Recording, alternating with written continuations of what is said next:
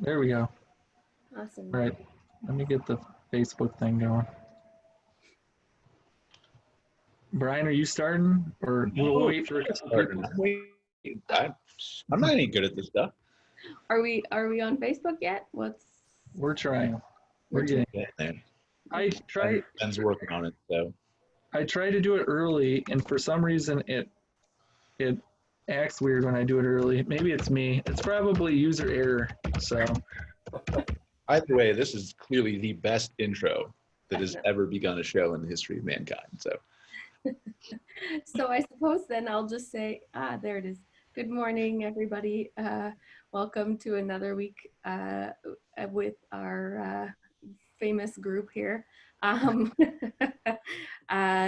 our fireside chats. We've got a couple of great guests on today. Monika Geraci, with Senior Manager of Marketing, Strategy and Operations with RVIA, and Shane Devenish, Executive Director of the Canadian Camping and RV Council. And then my cohorts, Brian Searle and Ben Quiggle, and I am Kara Brodegam. Brian is with Insider Perks, Ben is with Woodall's Campground Management, and I work for the Canadian Camping and RV Council as well. After hearing your title, Monika, I feel like I need to add some more labels to my title. I need to get like a senior vice president, editor. Don't do it. Don't do it. Especially, now we're the RV Industry Association. So like, it's just very long. Yeah. And you guys changed from the Recreational Vehicle Industry Association because you had it spelled out at one time, right? We did. And it was actually kind of funny because when you're talking particularly to policymakers, when you say recreational vehicle, and I didn't believe this, but I experienced it. They were like, wait, like the ATVs or what is that? But if you say RV, they're like, oh yeah, a camper. Okay. And so it actually, and not often when you use an acronym instead, does it create more clarity. But in this case, saying RV actually created more clarity. Well, this is exciting because I know I've been getting a lot of emails and questions from campground and RV park owners about the RV industry. I've just been reading so much about how the RV industry is kind of firing on all cylinders here in the U.S. at the moment. And I guess that's kind of just where I wanted to start, I guess. Just kind of give us a picture of what's going on, Monika, if you want to start with the U.S. Just, it was like in March, April, everything kind of shut down. And then once the factory started opening back up, they can't make RVs fast enough, it seems. Yeah. And I mean, I'll take you in a step further back. We went into January and February, and it was looking like we were going to have about an on par year. And then shipments came in for January and February, and those were up. And so there was some optimism even before the pandemic, and then the pandemic hit, and it was like, oh my goodness, what's going to happen now? And we started to hear pretty early on that maybe RVs were how people were going to be looking to travel, and that's what's happening. People are looking to RVs as a way to still get out and travel and do so in a I hesitate to say safe because it's in a way that is safer. What? Safer. That's safer. what we're using. That's what Mark says to use and all that kind of stuff. So we're not saying it's safe, but it's safer than whatever. Or in a way that people are still able to get out and travel and do so in a way that is conducive to social distancing that, as we know, is going to be around for the foreseeable future. You can go to a campground and still wave and be friendly to your neighbor, and you're not coming anywhere near 6 feet near them. So that's what is happening, and it's showing up on dealer lots. You're hearing, I was saying in our pre-chat that we don't have the across the board numbers.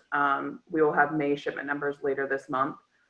But even those aren't going to show the full picture because the economy slowly was reopening states and campgrounds and dealerships were slowly reopening through May. But we're hearing anecdotally some significant increases both in interest and purchases, most importantly. Yeah, so and do you think this is a backlog of people who already were planning maybe to purchase March and April and put off the purchase? Or is it a mix of those people and a mix of new people, which is probably my hunch? Or is it all new people? Any So I sense? think it's a mix and that's the concern too, right? Like we were closed for April. So is this the people who were going to purchase in April that are just purchasing now? But there's a couple of things that we're hearing that make us cautiously optimistic that it's more than just a blip. And that's that there are a lot of first-time RVers that are coming in. There's not the normal number of trade-ins. It's people coming in and buying their first unit. So it's not necessarily people who were going to before. It is people who are looking to do this as a way to travel when they can't travel in other ways that they may have been planning to this summer. So we are cautiously optimistic that this is more than just a blip, that it's more than just backfilling what would have happened in April because of all of the first timers and the interest from those new RVers. Got it. Yeah, and I mean, we've been hearing stories from dealers that just, they've just been flooded with business too. So at first, when I saw the numbers rising, I was thinking, well, maybe this is just, they're filling orders, but are they moving at the dealership? And they're just moving like crazy at the dealership. So is there any particular types of units that seem to be selling the best right now, or does that still have to? So it seems like it's across the board, but because there are a lot of first-time RVers, it is a lot of those entry-level units that are being sold. But again, a lot of this is anecdotal, but hearing from dealers across the country that, even if they have sold out of their like entry-level units, they've got people that are coming that are taking that next step up. And because they want to get out, and they want to get out and RV. So it's a lot of entry-level units because they are first-time RVers, but it's also a lot of units across the board, people looking to upgrade what they had. So yeah. Do you have a sense of these people that are buying, how often they plan to go camping? Like, I'm just curious. Like, I mean, there's always that rush of like, okay, let's try something new, let's buy an RV, and then we go camping twice and we sell it. Yeah. I don't have any numbers on that. The numbers we do have that are also really encouraging, because like I said, we don't, and we won't for a little while have those Right. I guess numbers. it's more just asking of your sense of what you think, just in your opinion. What I think? Yeah. Well, I think it all depends on the experience that people have when they get out, and what are they able to get into a campground, or is this really a flood of people and it's going to be hard to get out and use their RV or their amenities that they can't use. I mean, I think it really depends on what that experience is, and I think that's what we as an industry are working very hard to make sure that they have good experience at the dealership and then at the campground, and if they need it, service as well. I think that's what's going to make the determination as to whether or not they use it a couple times or if they become lifelong RVers. That's the sort of data you guys collect? How often people use them? It is. We do a oh, nope, it's not called that anymore. It used to be called the Campfire Canvas. And it's now the Go RVing survey of RV owners. And we do that twice a year. And so that is something, I don't know when the next one is coming out, but I'm happy to share that when we have it. So we do, what we did just do for the first time though, is we partnered with Ipsos and asked some questions in their survey. It was like 3 weeks ago. And that showed that 46 million Americans are planning on taking an RV trip in the next 12 months. So that is a big number. We can't compare apples to apples because it's the first time we've asked that question. But last spring, part of that survey I just talked about, the Go RVing survey of RV owners, showed that 25 million Americans were planning on going camping in the summer, spring and summer. Now you can't compare them. Like it's not like it's double because it's not the same survey. Right. So I want to play devil's advocate here for a second. Okay. Somebody needs to on this call. And will. So 25 million was camping and 46 million was RVing. What was the? They were both RV. They were both RV. Okay, they were both RV. You just said okay. So what was the sample size? Because I'm extrapolating, right? I mean, obviously we didn't call 46 million people. No, we did not. So I think the Campfire Canvas, I think that's around about 500 current RV owners that are surveyed during that. The Ipsos one is 1,000 people.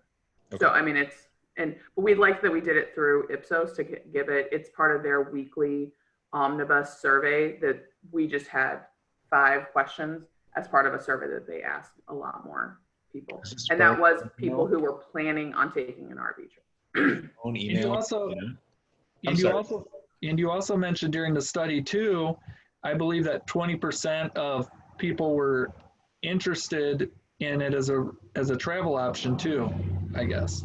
Yeah, so, it was the highest. So there was this, because the survey asked what people are planning on doing for traveling in light of the pandemic. And there was some significant hesitancy to travel in general. This was also asked 3 weeks ago. So, and maybe it's 4 weeks now. The weeks are just flying by. Changes really fast, yeah. What? I said it just changes really fast. That's all I'm saying. Yeah. But it was, RVing was the highest level of interest that people were looking for as a travel option. How does it? What? Go ahead, Ben. I was just Shane looks really lonely down there, and we haven't involved him at all. He's got a lot of good things to say, so I feel like go ahead, Ben. But let's get Shane involved. Does that put pressure on the RV industry to like make these experiences the best they can be? Like if they're all new RVers, does that put pressure on the RV industry to like, make, I don't know, to make these experiences? No, I think it puts pressure on the campgrounds to provide a good experience. I think the RV's already shown that they bought the RV. I mean, obviously the maintenance and the follow-up at the dealerships and all that stuff, but I think it's more on the campgrounds that convince them to stay with it. Well, and I think I know here in Canada, at least, we have a massive issue with site inventory. We just don't have enough sites. So that was an issue before. And now if we have a rush to purchase all of these RVs, there's going to be a serious supply and demand issue. And that's my concern. It's going to impact the consumer experience because they don't have any place to go camp.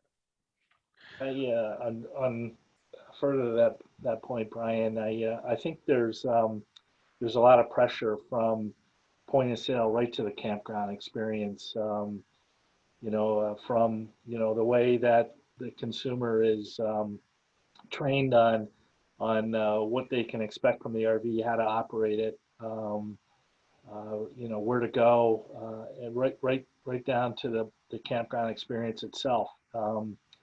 And it's all delivering expectations, because those experiences may not be normal during this time. But if we can keep the surprises to a minimal, I think that's going to be really important for the industry at this time. Yeah, I guess Shane, I know Brian I think Brian, you were going to ask him about, what he's seeing in Canada as far as RV. Well, yeah, kind of the same thing we've talked to Monika about. What are you seeing as far as Canada goes, Canadian market? Yeah, we don't have any figures yet on the retail, except for some pretty impressive numbers out in Alberta. And Kara can probably agree that we've heard certain dealers in Alberta just report outstanding lot traffic and sales. But as far as the rest of the country, it's going well. I don't think we're seeing some of the robust numbers that the U.S. is having in certain parts, only because the campgrounds up here just generally opened up for overnight travel or accommodations the first week in June. And it's restricted province to province too, right? Yeah. Only certain provinces. I think there was only 2, if I'm not mistaken, Kara, up here, maybe Manitoba and New Brunswick, that had opened up before June 1st. But as of June 1st, we're seeing, we saw most of the provinces open, and then the first week in June, we saw the 2 biggest provinces, Ontario and Quebec, open up for overnight accommodations. So now it'll be real interesting to see, what the dealers are going to say. And I think we're going to experience a shortage of inventory if if things keep on going the way it is, you saw the manufacturers halt productions for 30 or 45 days, and it's going to take them some time to ramp things up because they need to worry about doing things safely and making sure that maybe the shifts are spread out or whatever. But with the U.S. Getting a head start on us and doing so well, and all the publicity and everything, when new buyers getting into things, I really think that we're going to run short of certain models as we go here from into the summer. So you bring up a good question though about the differences in how we're building and stuff like that. Does any of those social distancing, temperature checks, things that are going on at the factories impact how fast we can produce these? Does anybody know? Well, I would say absolutely it would. But I'll let Monika speak a little bit more on that. Yeah, I don't know for sure. I know that the RV Industry Association has a workplace safety task force that's been around for a couple years, focused on workplace safety. And so they came together twice, once right before the plants reopened, and talked through what considerations and new policies, procedures were being put into place to ensure the safety of the employees, because that really is, of course, we all want to build as many units and get them out there, but the safety of the employees is of paramount importance to the manufacturers. So it was really great to see them come together and talk about what they were doing. And it does vary a little bit from manufacturer to manufacturer. Sure. And then we did it again a couple weeks ago after the plants had been open for 4 or 5 weeks, just to see lessons learned. So we didn't. Now I'm wishing we had asked that question. Ask like, how is this impacting how quickly they're able to be made? But 4 years ago, the industry built over 500,000 units. So there is the capacity there. So and being able to be responsive to the dealers' inventory. So I know that they're working really hard to make sure that the employees are safe and that they're meeting the orders. But with all of the interest there, it is a concern as well, to make sure that we're keeping the inventory where it needs to be. So if you can't keep up with demand, either because of the fact there's too much of it, or because there's too much of it and you have to slow down because of the virus or social distancing or whatever, is there a point where prices begin to put too much upward pressure on it because there's too much demand and not enough supply?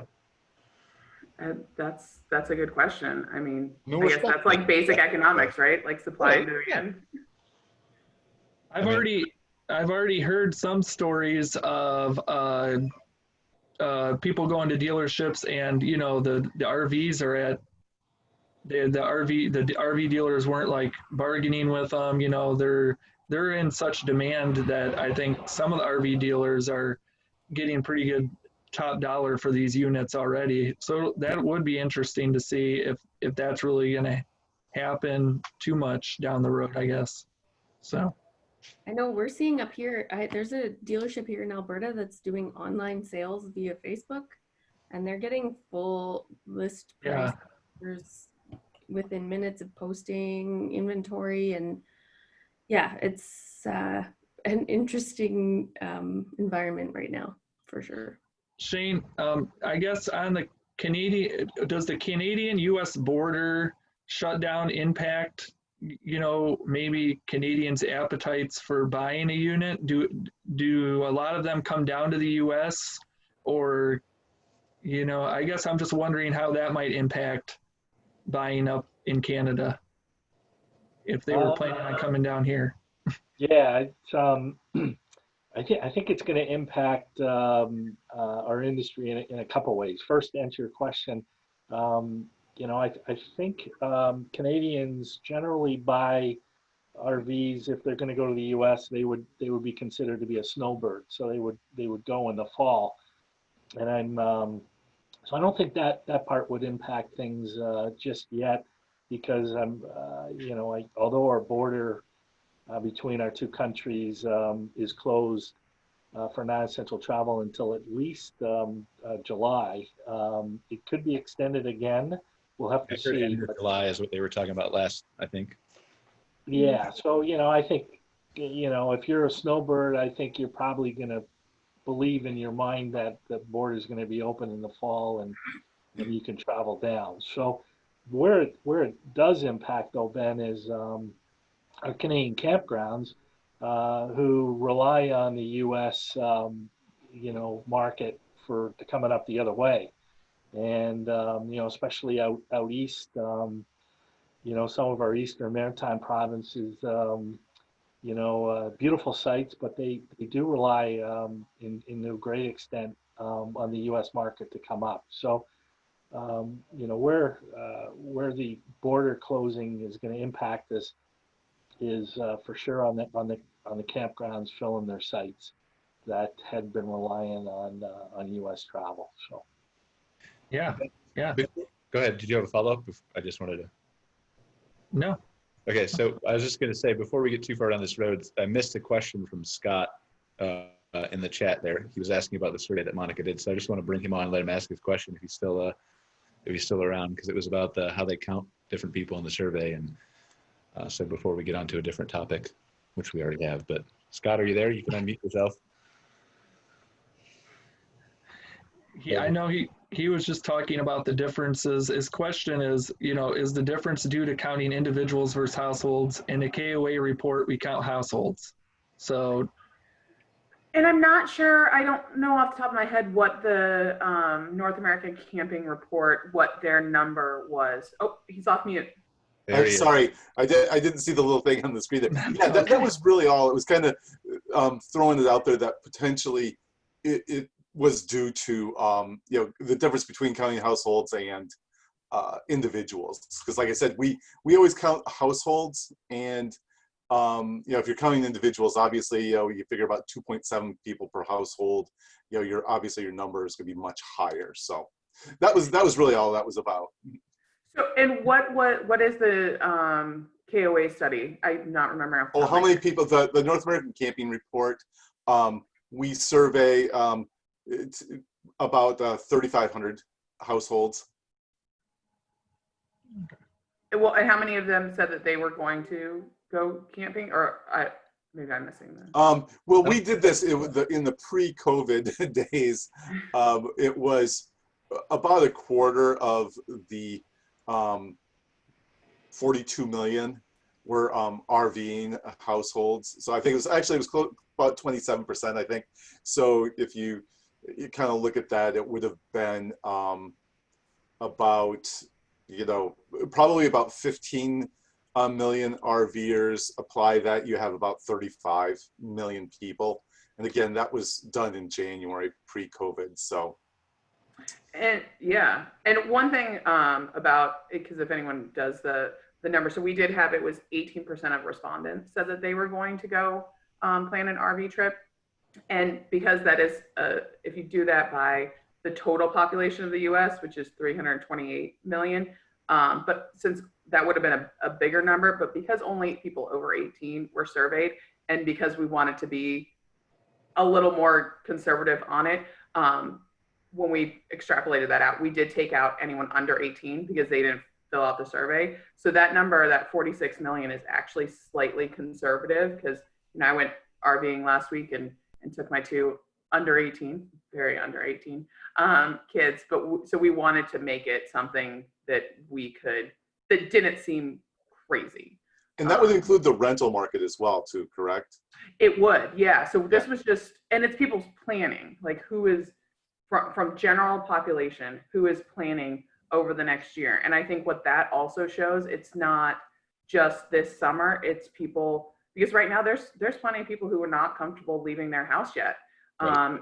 And they're not going to be comfortable until the fall. So, talk about whether there's going to be a larger shoulder season this year as people maybe are more comfortable getting out later in the summer or over the fall, or even next year. So I thought that was really cool. Part of this was also like over the next year. So that's not, and it is just planning on taking an RV trip, not buying an RV. It included, Yeah, in the COVID report that we just put out, we saw that spike. So everything you're seeing is very reflective of what we saw in our survey work as well. The rental market, I think, is really a huge contributor there, and it's very, very robust right now. Yeah. Okay. Yeah. Yeah, like for Canada, there was there's rental peer-to-peer RV Easy. I'm sure you've heard of them. They just did a study, and they found that 33%, or 9.9 million Canadians, who didn't previously think of RVing, now that they're open to it, and another 17%, or another 5.1 million Canadians, if they were open to it before, are now even more open to it. So, you're seeing like crazy numbers. Yeah. Todd, is there any data in that KO report that was specific to Canada? Just like I know you and Monica were talking back and forth, but anything that maybe you and Shane could glean from each other? We did. There recently was a release on just the Canadian results as well. So it's fairly reflective of what was just mentioned.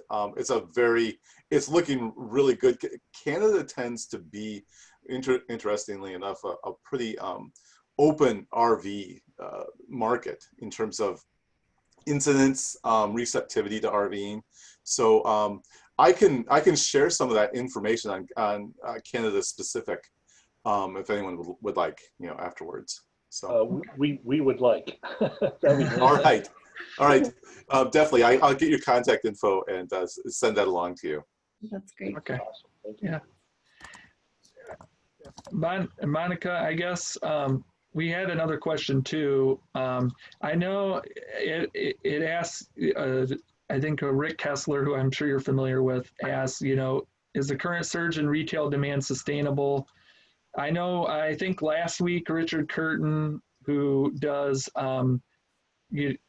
like surveys, he kind of helps you guys with shipment data, correct? Yeah, he works on the forecasting of the RV shipments.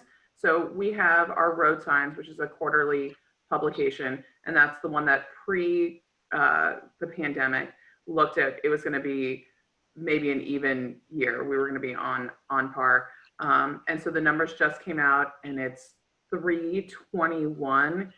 There was a range. It was from the low 300s to like 340, with the most likely being 320. So, I mean, that kind of ties back into what we were talking about earlier about, is there going to be more demand than there is supply?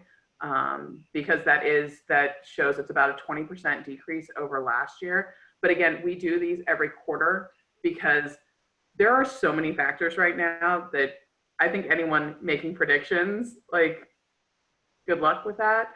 We're cautiously optimistic, and it's looking good, but is there going to be a second wave? Like we talked about, what are the experiences that people are having, and how long does this positive press for the RV industry, I'm working my hardest to keep that going, is going to continue, is going to affect whether we substantially beat that 320, or if it's a different number at the end of the year.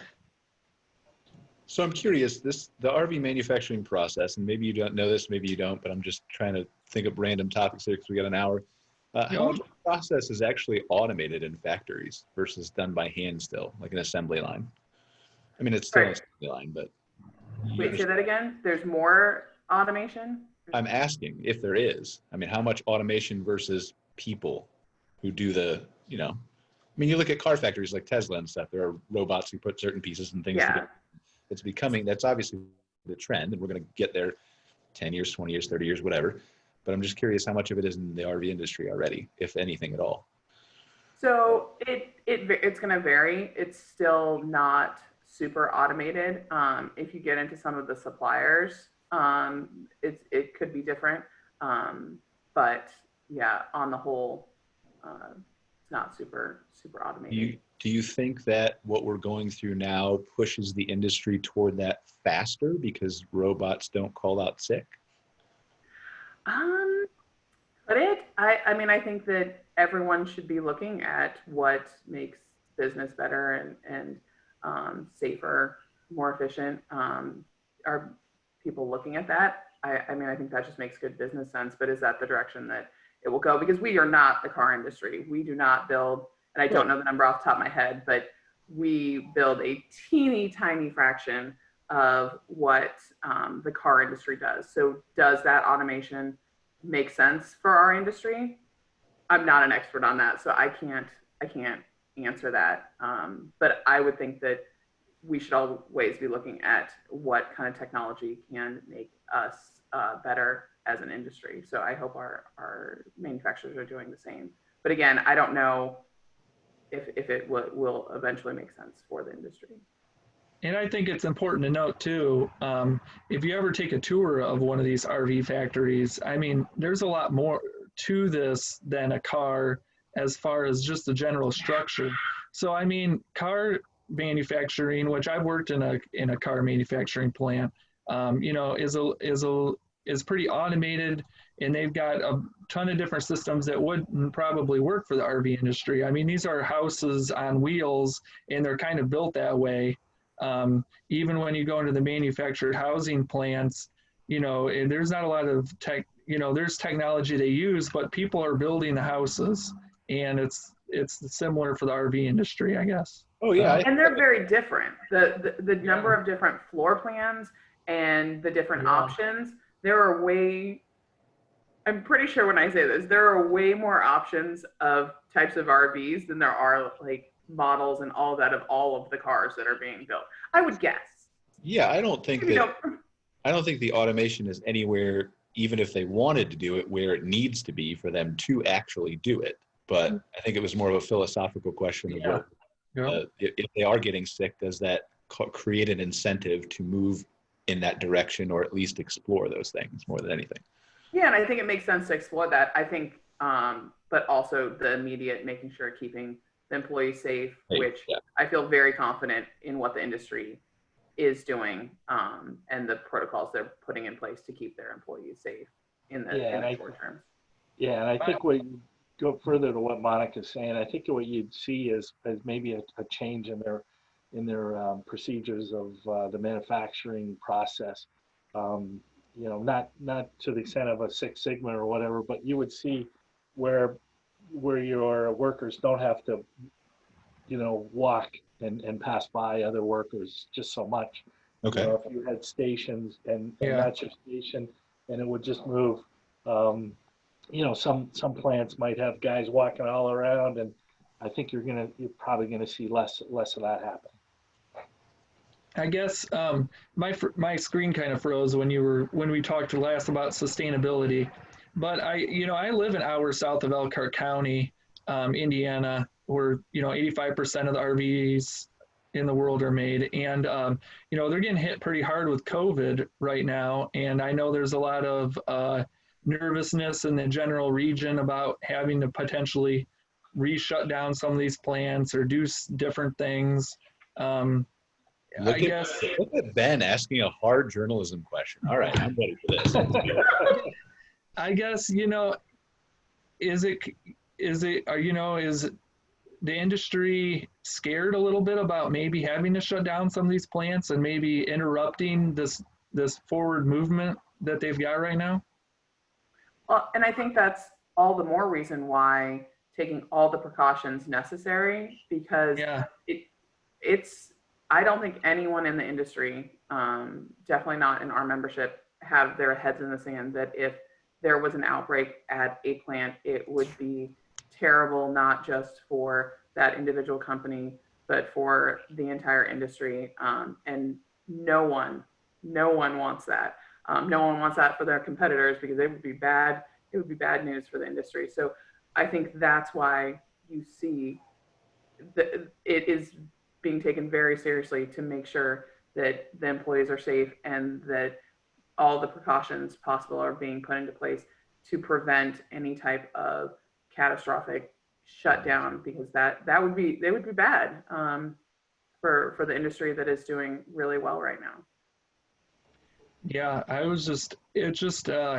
know everybody in the area was just really surprised at how quickly they came back online and then were able to just take right off. I think people thought it was going to be a little bit slower when they first relaunched, but it wasn't slower. So I think that kind of took everybody off guard a little bit, just how quickly they were able to get back up and going.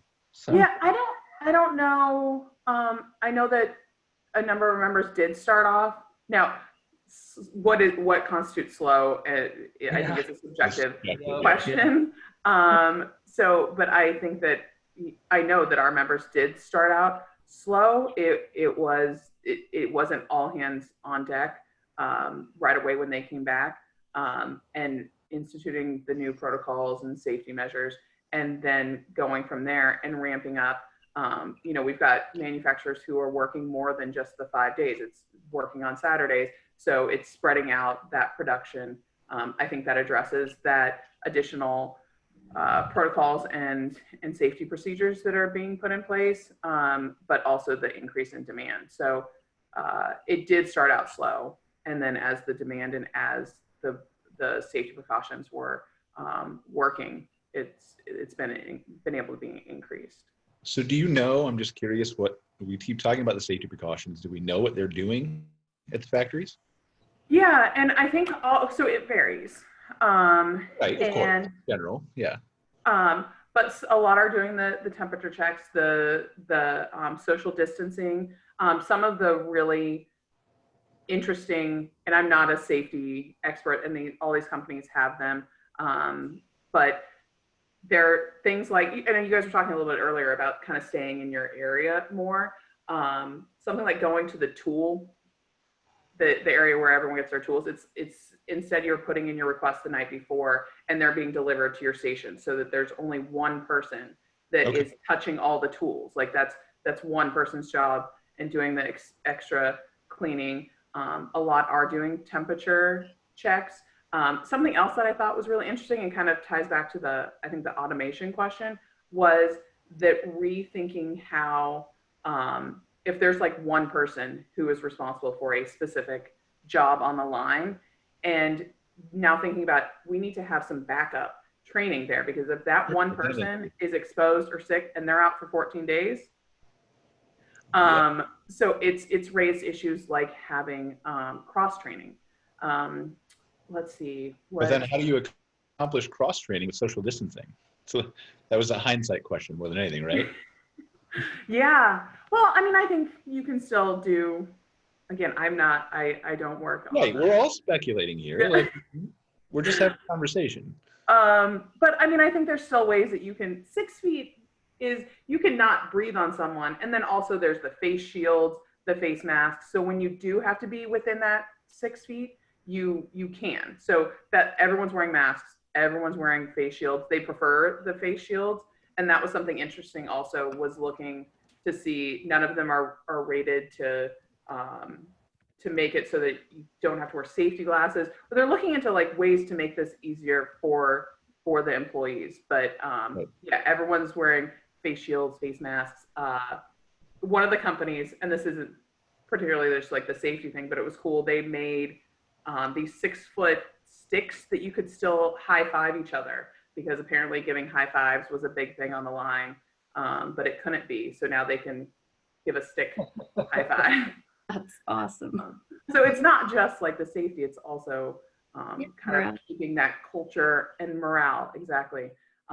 Bringing in food trucks, like closing down the cafeteria, those were things that were discussed, but what are the list of precautions that like a food truck is taking, allowing people to eat lunch in their cars that maybe wasn't the normal before, and just really enforcing that the social distancing is really the number one thing, and hand washing. So let's speculate here again, right? Let's just go off into. This is clearly my favorite part. I'm really good at doing this. Like, you don't know me very well, Monika, but I'm super good at just creating random scenarios to discuss. So let's you talk about redundancy and training and all that kind of stuff. Is there a danger, do you think, long term? Let's just play devil's advocate and say that the economy stays open, but the virus is here until we get a vaccine, and that doesn't come for a couple years, right? Let's just play devil's advocate here for a second. Is there a danger that there are difficulties recruiting new people to work in factories or to be trained in these positions because they don't want to be in a closed indoor environment versus another job. Not necessarily RV factories, but just factories in general. Right. I don't know. Yes. I worked in a number of manufacturing facilities, and they all, made different products, but they're also all large facilities. Typically, there's plenty of room for everyone. You're not mashed together. Yeah, nobody's saying it's dangerous, Ben. I'm just saying in the mindset of a young person or somebody who's choosing what kind of vocation to go into. I don't know if that would cross their mind, to be honest, but it wouldn't even cross their mind at all. I think it depends on the individual. There's too many variables. maybe. I mean, Yeah. someone who maybe has 6 elderly grandparents at their house might be more careful about taking a job like that, right? I think you're professionally speculating right now. Of course I am. I'm absolutely speculating, because if we don't speculate, then we're just going to talk about the same thing over and over again. So, but I do agree. I think there's a definite kind of ton of barriers in terms of employment and training and all of those things that all of this has brought up. I think for the manufacturers, they're so kind of highly regulated. They're regularly inspected for safety compliance and occupational requirements and all of those things. I think, as an employee looking for a good, safe place to work, those are the kinds of factors I would want. And I think that's going to make the choice for them or help.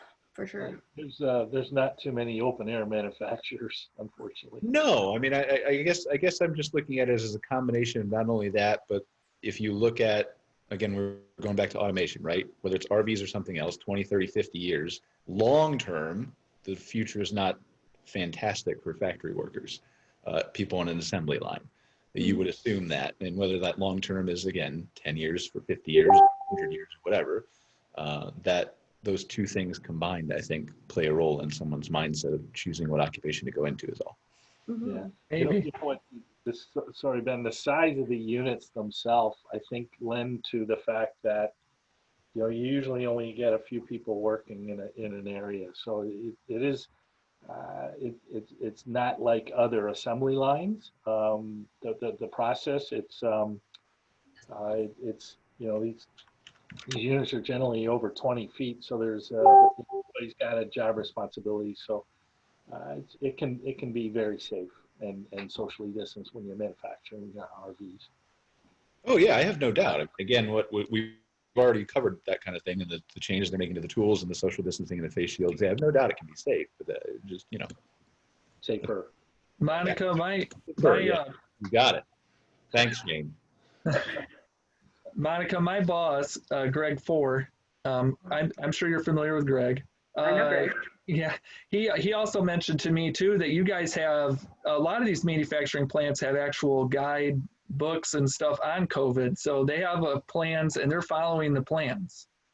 Yeah. So not only do the different companies, and they've been willing to share those with each other, and the association put together a high level kind of overview of considerations to take as well. But yeah, almost all of the companies I've heard of, they have their own, workplace safety, pandemic, they're all called different things. But guide for all of these things. It's not, no one's winging this. No. Rick asked if your husband let you drive the motorhome this past weekend. I saw that. I was hoping it wasn't going to be asked because I'm a little disappointed in myself. Because I was going to, and it had nothing to do with him. And I was like, I'm going to drive for part of this. And then, I don't know, I didn't. And as we were pulling in to return it, I was like, we should take it back around because this is going to be embarrassing if anyone asks me, particularly on a live feed, if I drove or not. So no, I took care of the kids. Okay. All right. Well, I don't know. Motorhomes get too big for me. So like I see some of these retirees driving these 40-foot motorhomes. That's too big for me. I don't know if I could handle that. So. Yeah. Could your wife handle it? I don't know. What little I know of your wife, she's tougher than you. That's why. Yeah. But I guess back to maybe something we started off with the show with, you know, mentioning that a lot of these are new RVers. I know in the campground industry, we've talked a lot about, you know, ways for campground owners to invite new RVers into the sector. So like having something at the campground where maybe when they pull in, you know, they can help them hook up their RVs and different things like that. Is that something that you see, you know, maybe the campground owners should really take a hard look at as maybe we see more first-time RVers? Absolutely. I think anything campgrounds can do to make that first experience one that's easy and repeatable and enjoyable. The worst thing the industry can have happen right now is have terrible experiences for RVers who are getting out for the first time. So anything that they can do, and I love that idea of kind of, are you a first timer? Like, is this your first time? Are you one of the new buyers of RVs? I don't know. There's a lot of ways you could do it, but something like that makes it really inviting and easy to ask the questions and ask for help would be great. I guess from a dealership perspective too, and maybe Shane, you could jump in on this too. I guess, what are they doing at the dealerships, if you guys both know, to kind of welcome first-time RV buyers too? They have like training programs or different things, programs to help them learn how to use their unit? It's, you know, it's a tougher time. I know, you know, it's tough to give, you know, the whole, you know, PDI experience right now. So a lot of dealers are making videos so that they can, you know, the consumers can refer to it later on. And if they're done right, you know, there's sections that they can just go right ahead to that part. Oh yeah, that's how I do it. So, you know, I think dealers are trying to be a little bit creative on how they can do that right now, Ben. Okay. I know, I think Terry Blask, who's a campground owner, she just asked, you know, is there any liability issues, I guess, associated with maybe providing like some of these services at a campground as far as helping people hook up their RVs or different things? I guess, you know, does that come up, I guess? Is there a liability issue? Do you guys know the answer to that? I know you guys aren't in insurance, so. I know when I was a park owner, I did specifically have limitations from my insurance company. Yeah. Things like not helping RV owners, you know, park their RV, back it into a site, and those kinds of things. You know, not doing it for them, but providing the direction for them to do it themselves was obviously, there's a bit of a gray area there, but yeah, you do have to be careful, I think, when you're taking on tasks like that. But I think with some ingenuity, it's workable for sure. Did you provide that service for free, Kara, when you did it? Or did you charge people for that?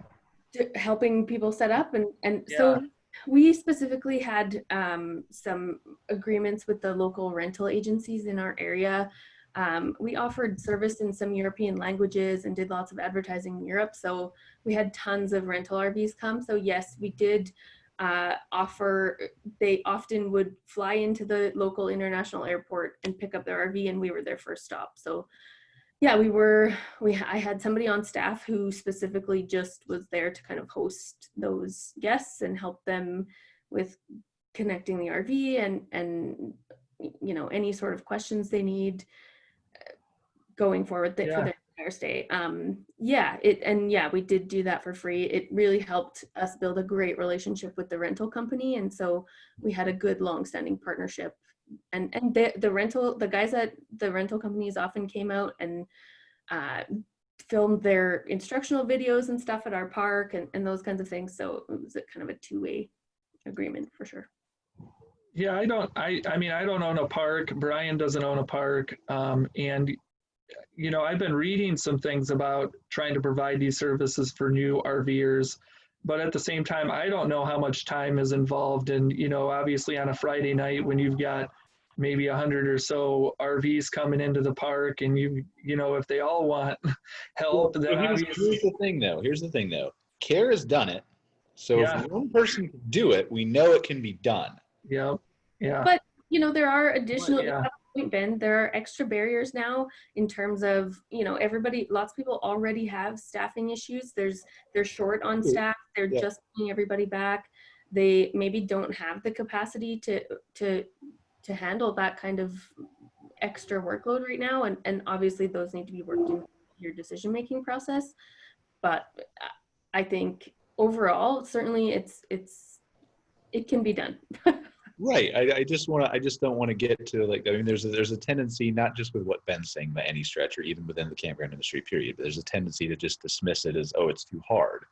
And so I just wanted to make sure that we're drawing attention to the fact that if it's been done and it's been done well, I mean, what you're saying with the partnership with the RV rentals and then coming out and shoot the videos and all those kinds of things, I mean, it's beneficial on both sides. And so there's certainly, even more so than just helping people, there's an incentive to do it from a business standpoint too.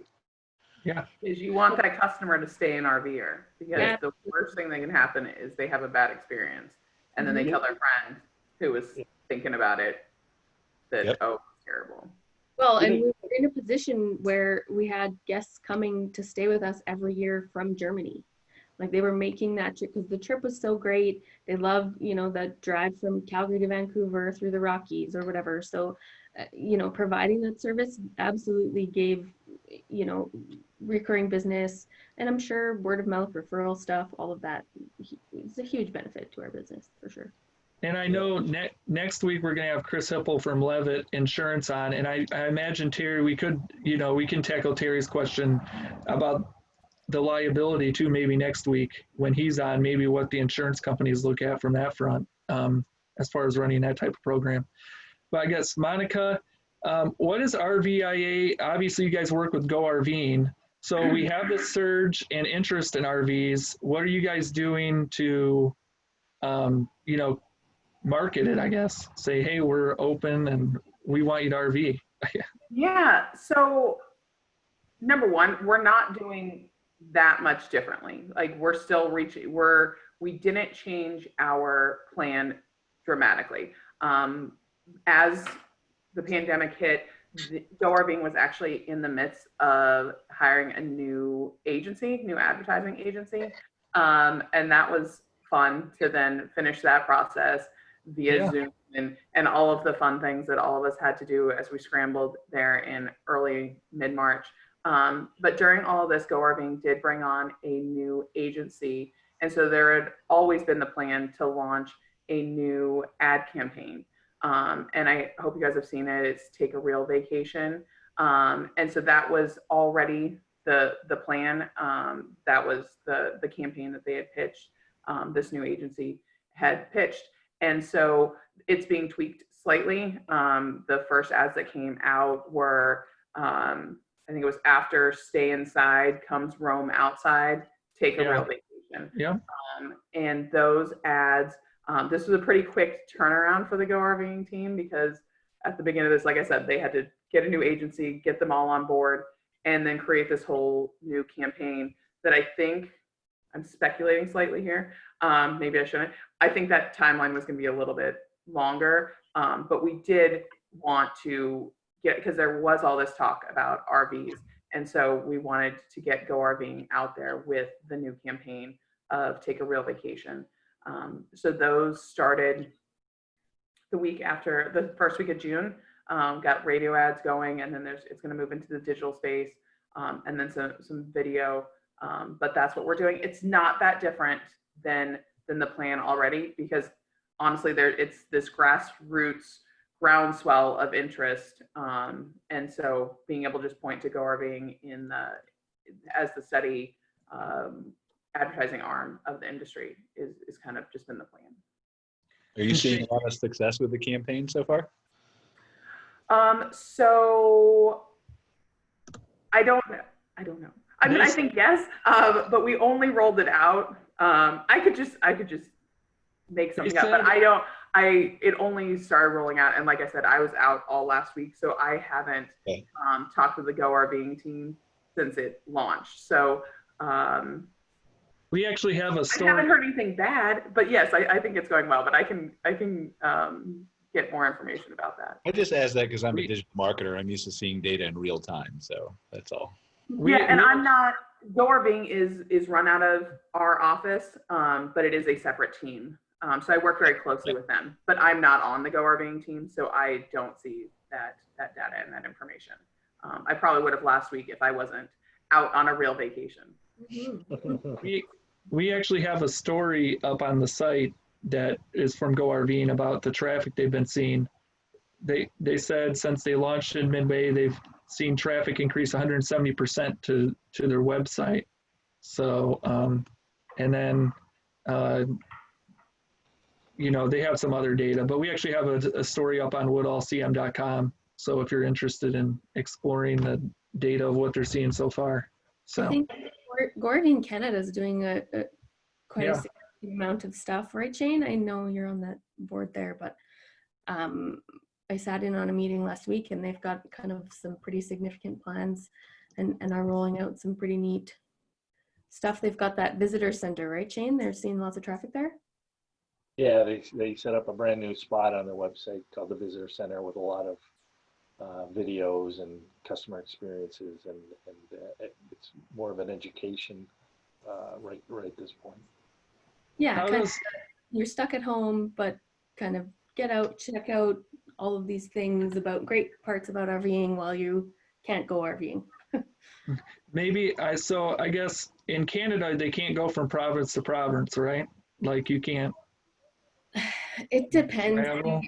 For the most part, yeah, there's a little bit of gray area we're seeing right now in Alberta and Saskatchewan. Both places, the provincial or like the government parks are closed to residents only, but there are private campgrounds in both provinces accepting guests from outside of those provinces. So, and I know, yeah, and I know here, you know, there's different regulations from state to state. Like up in Maine, you have to be quarantined. Well, they were being quarantined, and now you have to sign a piece of paper that says you've been tested. But so it kind of screws up the marketing. It really makes marketing difficult. I imagine like Go RVing Canada. I mean, you're like, let's go RVing, but wait, you can't. Don't go out of your area. So I think they're having to do a really regional approach because, yeah, it depends. You know, they have to be specific about where they're targeting those ads because of those barriers to getting out right now. Yeah. So it's just interesting to see some of these campaigns, and I think everybody's been doing a pretty great job of, you know, engaging with people's spirit that they really want to go camping, but at the same time promoting the social distancing and, you know, trying to keep people safe. So, which is important. So, Brian, what are your thoughts on that? You always have a thought on something. I mean, I do, but I mean, he always has a thought on something. I haven't seen any of the data either, so it looks like a good campaign. It's well put together. It's doing what it's supposed to do, attract people to the RV industry. Right? Well, So, yeah. So, seen something else? Go ahead. I mean, challenge me by all means. Brian, did you have any other additional questions or any thoughts? I don't think so. Did we lose you, Ben? You seem frozen. Oh, there I am. There you go. Did you hear my question? I think so. I thought did you say it twice or did it just repeat twice on Zoom? It thought it was a really good question, so it just repeated twice. So no, I don't. I mean, I want to. I'm interested to see the data, of course, just because I'm a marketing person and I like looking at data. But it seems like it's going to accomplish what we want it to accomplish, and that's just driving more people to the RV industry. So, and thus, I know on the park model RV side, Monika, I've talked with, you know, Skyline Champion, Cavco, and they're seeing things are a little bit slower, I think, on the park model side. What are you seeing on that park model side? Do you expect those numbers to go up too, or anecdotally or whatever? What are you seeing on that side? I am not sure. That's good questions. Not a lot of people are talking about the park model, so I You've given me some homework. Yeah. Just speculate for now. That's what we're doing on the show. Yeah. We'll just speculate. Well, I know the park model RV people I've spoken with are pretty positive, and they're seeing their numbers go back up. I don't know if it's been quite the boom as RV, but that's a completely different unit. You're not towing these around. These are people buying them and they're parking them at a campground. So it's really not apples to apples. And that might be, I'm going to speculate now for you, Brian, and maybe that's something that we're going to see maybe later in the summer as people are ready to get back out there. Maybe it's that person that's gone out and really likes the campground they've gone to, and they really like those park models that are over there. And that's the type of RVing they want to do is have a park model in a campground or something like that. So maybe it's something we'll see a little bit later. That's how I'm speculating. Yeah. And what, Shane, up in Canada, do they do a lot of park? I know you guys what's the park model RV industry like in Canada? Very robust, and right before this pandemic hit, guys are doing extremely well. And then now that the parks are opening up, I know of the manufacturers, certainly the Canadian ones, are extremely busy. So we're seeing the park model industry really pick up. I know down here in the U.S., obviously a lot of campground owners have had to sort through, how do I clean my cabins or my park model RVs, at the campground. So it'll be interesting to see how quickly maybe the campground owners want to invest in these units, given that they have to do additional cleaning and they maybe don't have as much staff on hand due to employment issues. So that's just me speculating. So speculating in a question form. So it'll be interesting to see. But I'm all questioned out. So Brian, unless you had something else, I don't know. You're the journalist here. Like, you can't be questioned out. Monika answered all my questions 100%. There's What about Shane? Yeah, what was my percentage? And Shane did too. Shane 115. Shane like 82%? Shane was 115. So okay, but we do have a question in the Q&A here. Terry Blaschke again. Here in Texas, we're seeing a great increase of requests for glamping alternatives, Conestoga wagons, tree houses, Airstream themed rentals, etc. I think that's really interesting. I think the rental market is really changing. You're not just seeing those kind of standard motorhomes or truck campers and things anymore. Are you is RVIA collecting data on that kind of sector of the market? We do a little bit, maybe. I'm not exactly sure on what all the data we collect from the consumers and whether it's on those kind of interests, because I think it does tend to be pretty focused on RVs. Mm-hmm. Scott and his work that he does with KOA, I think would be more representative of that kind of research into what people are looking at. And I think from what I've heard and what I've internalized, that there is, yes, we can deal with that if anyone's interested. That there is that increased interest in the glamping. I'll bring that in Scott unless he wants to, and if he wants to open his mic again, just to chime in. But I did this time. I saw the big blue bar. That it wasn't obvious enough last time. But we have done in the last year, we've done a decent amount of work on the alternative types of accommodations. We'll call them just kind of the unique. And it's a market that is wide open. We were going to estimate that pre-COVID that was going to be one of the big drivers of an increase in camping in 2020. So the interest in RVs is always high. When you put that out there, actually, it's interesting. A lot of people view RVing as a glamping accommodation as well. We also know that the bathroom factor is huge. So especially right now, even in the under normal, quote, normal circumstances, the bathroom is huge. RVs that have their own bathrooms have a huge appeal. We think about 1 out of every 5 RV purchasers is what I would call a germaphobe, which used to be funny before all this. And so, but they like it because they can clean it themselves. And again, it's part of that category. People like structures. You guys were talking about all the new people coming in. It's so important, to help people along and the kind of the spectrum when you bring them in and deal with those barriers. And those unique accommodations, one, they're highly attractive, and two, they help eliminate a lot of the barriers that people have to enter into the market. And we find that people who come into the market doing, whether it's cabins or other types of unique accommodations, are much more likely to be interested in an RV as well. So I think it's a great part of the industry to really help prop that up and bring people in that way.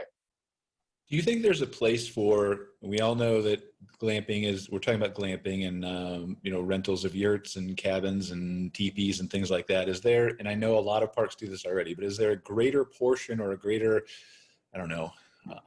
opportunity for parks to bulk order 10 RVs and rent them out on their property to both introduce people into the industry as well as to serve that glamping and accommodation need? Is there any data on that from? Yes, we do have data on that, actually. Okay.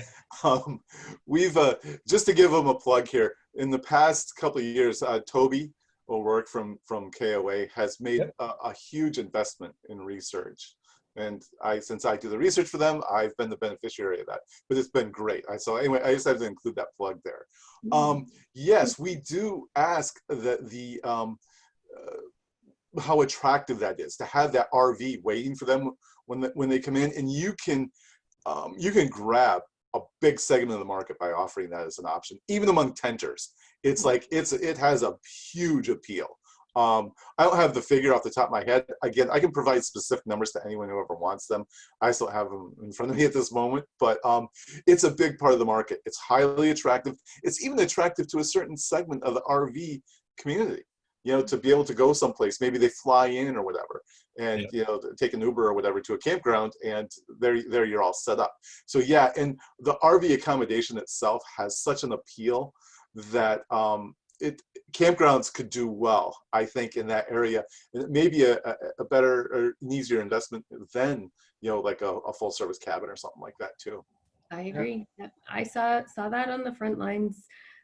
With when I was a park owner, I was receiving at least a dozen requests a week in the summertime for full RV rental. The 3 units I had on site were always booked in the summertime. The ability to just drive up and everything's there, and you just need to kind of bring your groceries and hang out for the week or the 3 days or whatever is really appealing to people who haven't made that RV investment yet. Monika, Shane, do you think there's an opportunity for campgrounds to partner with local dealerships to showcase their new inventory at the parks instead of buying the campers outright or the RVs outright?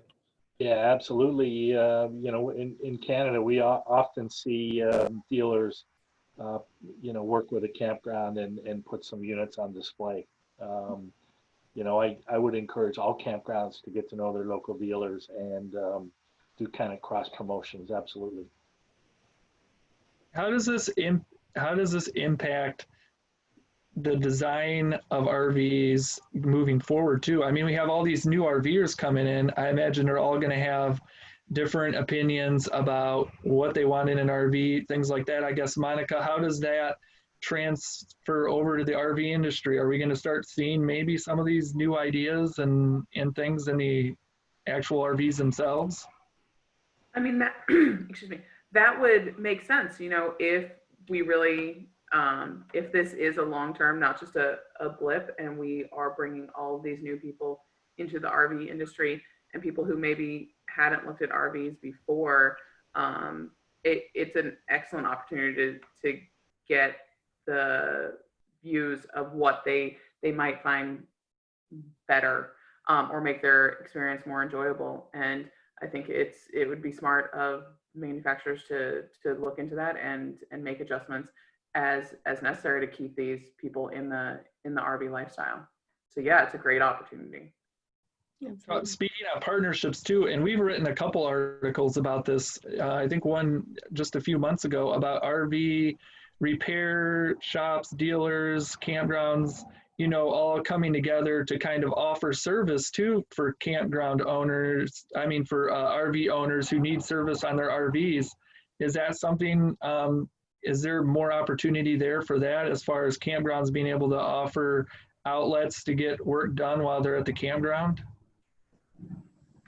Well, I think RV Technical Institute, that I think everyone may be familiar with, the new initiative of the RV Industry Association done in conjunction with the Dealers Association, but to get more trained RV technicians. And so they just started classes this year, and there's a number of people who've come through that level 1 class, and even the pilot of the level 2 that are looking at it because they're RVers who want to offer that mobile service. They're like, I'm in a campground all year round, so running that business and being a certified RV technician who can be in the campground and provide that service to others in the campground is something that we are seeing an interest in, and I think that just makes sense. Yeah, yeah. And I know, you know, in the past, the RV industry has taken some dings for quality issues, and I'm just going to ask it. You know, are we seeing the quality of the, you know, RVs?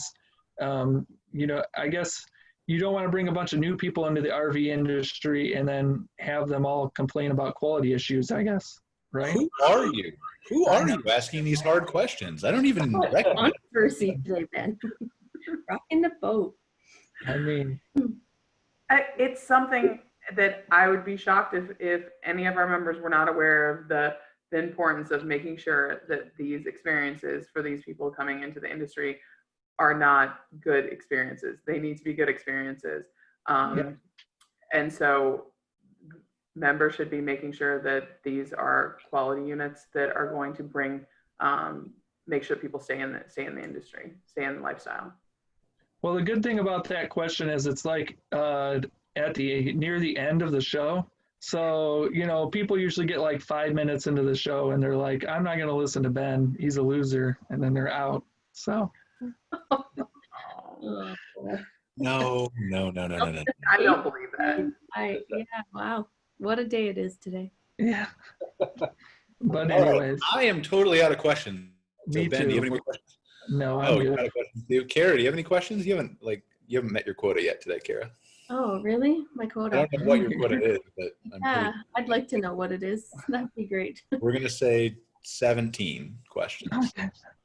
I think no. Overall, I'm really interested to see data, both on the campground side, the rental market side. Obviously, that stuff is forthcoming, and Shane, do we collect? This is a great question. Do we collect data from the rental association, the RVRAC? We don't, but it's available. But it's you know, they're part of a task force that we have in Canada here, about getting going again. And you know, there's somebody who it behooves the industry to work with closer. They're having people call them. Those people need to stay somewhere, and it would be good to all be able to work together and say, you can book over there, that they have availability. So we're hopeful for that. Yeah, I'm interested to see if there's an appetite for, you know, there is a campground here near me that's fully like 100% capacity, and you know, they're kind of working with a couple of campgrounds near them and sharing any leads, I guess, with them, so that, because we're seeing such an issue where lots of campgrounds are closed or at reduced capacity. So, you know, I'm having calls from people who are on the road, like, I don't know where to go camp. Where can I go? I'd love to see some more kind of partnership. I don't know if that's the word. More ability to work together across the industry in terms of on the campground side specifically. I don't know how to do that. I can't wrap my brain around it. Well, the first step is just talking about it, right? We're not going to solve it on one webinar here, but I think the first step is asking the question and letting people start to think about it. So, Yeah, agreed. The rentals are interesting to me because, in Monica, I think maybe for you as well, this is like, could possibly be like the first time somebody uses an RV is as an RV rental. So how does like RVIA work together with the rental associations to make sure that these are really good experiences, like what you were mentioning? We don't want these people to have bad experiences.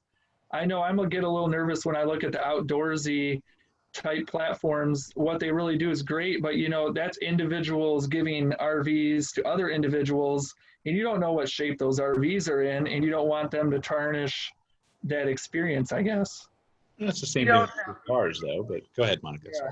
Well, and you don't know how, especially now with the social distancing, how much of a tutorial are the owners giving to the renters. So it is definitely an area that we have discussed for years, since the rise of the peer-to-peer, and how to make sure that they're still having a good experience. So it's something the industry is aware of, and we do work very closely with RVDA and the rental association there.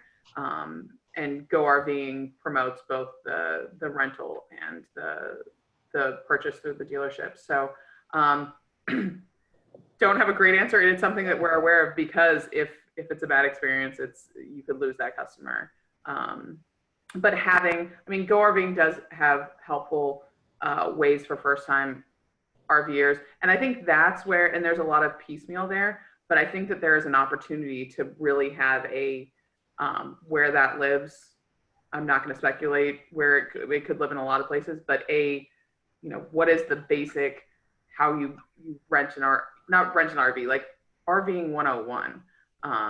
And if there was, and some of that is done through Go RVing, and definitely the different rental sites have that information. And it is tough because they're so different. But some of those basics, I think there could be an opportunity for an industry-wide effort to have, this is the source for RVing 101 or something like that. Yeah, I think that's RVIA, right? That's one of the organizations that it would make sense to live in. Yeah, and Go RVing does definitely do that. But can we always do better? Of course. Well, all of us can, right? Even Ben. He thought he was out of questions like 4 times.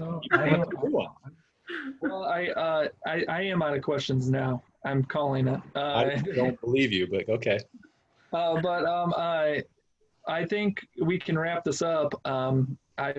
Does any of you guys have any final comments you want to make as far as what we've talked about or anything? No?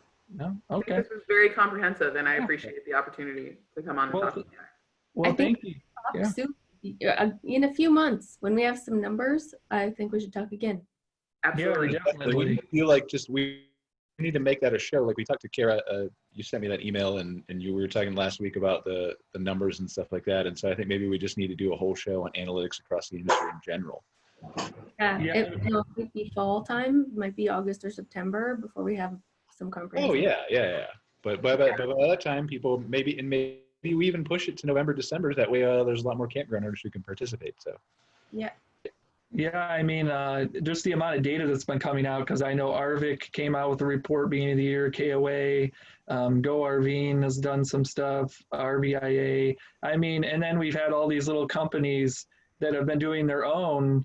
I know we've had a number of reservation management platforms that have done their own studies, and the RV rental places. So, just compiling all that and just tackling all that in an episode, in a show, would be really great. So later in the year. So, well, thanks for coming on. Monica, it was great to meet you. I don't know if I met you in person before, maybe at an RV function, but it was great to see you. And Shane, it was great to see you again. And Brian, I guess it was okay. Kara, nice to see you. Nice to see you. And next week we'll be talking about insurance. We got Chris Hipple lined up so far. I think we're working on getting another guest, but that should be great if you have any insurance related questions. And we're going to take a look at how the insurance market's being impacted by COVID-19 and obviously other natural disasters, things like that. So look forward to speaking with everyone next Monday. And thanks again, Monica and Shane, and have a good rest of your week, everyone. Thanks, Thanks, guys. guys. Pleasure. Yep. See you.